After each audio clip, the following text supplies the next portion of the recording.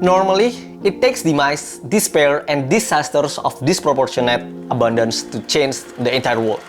The bubonic plague, World War I, World War II, and now the COVID-19 pandemic. This virus affects individuals of all ages, showing no mercy. But some individuals are more vulnerable to the destructive effects of the coronavirus than others, the elderly. As a result, brisk morning walks in the neighborhood must be replaced by exercise within the confinement of the four walls they see every single day. Their already restricted lives turn into a cruel prison. And so the question arises, is there any hope for the elderly to successfully make it through this pandemic?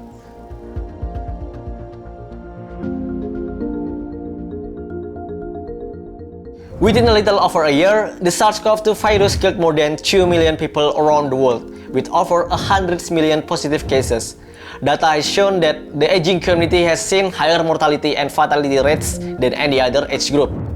In the United States, individuals 85 and over showed the highest number of COVID-19 related deaths, closely followed by those between the ages of 65 to 84. A similar phenomenon was observed in several other countries such as China, Italy, South Korea, and Spain. With such high risks for infection, complications, and even death in the aging community, the lockdown regulations enforced in society were made more restrictive. It was no longer just the virus that negatively impacted their physical health. There was now added psychological impact. Increased level of stress, anxiety, depression, and loneliness have been observed as a result of this. In fact, even without the pandemic, the elderly are already inclined to experience relatively higher levels of depressive symptoms. For instance, depression in the aging community is associated with a decrease in cognitive function and a higher risk of Alzheimer's disease. So, what makes the elderly the most vulnerable group in this pandemic? It is no surprise that the elderly have a lower health status in comparison to other age groups. The severity of the impact of COVID-19 is often related to chronic diseases such as chronic lung disease, hypertension, heart attacks, severe obesity, diabetes, and so on. COVID-19 exacerbates the effects of pre-existing conditions, therefore making them prone to experiencing more severe symptoms. Certain practices of behavior can also increase the vulnerability of the elderly.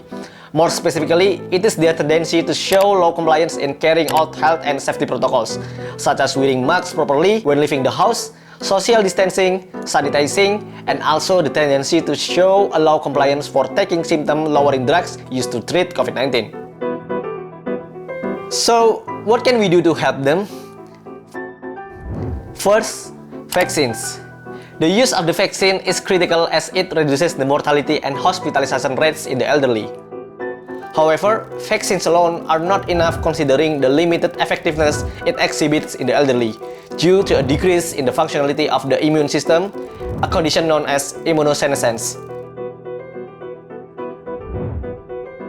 Second, social support. Support from their family and caregivers is also vital to help them through this pandemic. During isolation and quarantine, the elderly need safe access to nutritious food, money, medication, and other social care.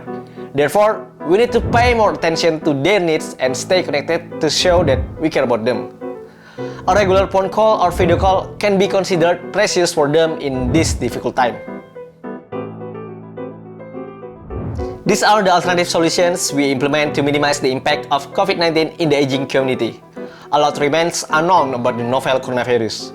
We continue to learn as time goes by about the effectiveness of the vaccine, its impact on various age groups and medical conditions, and whether it can be the cure that saves the world or when. Nevertheless, it would seem that there is still hope for the elderly to make it through this pandemic. All we can do is play our part and make the world a better place.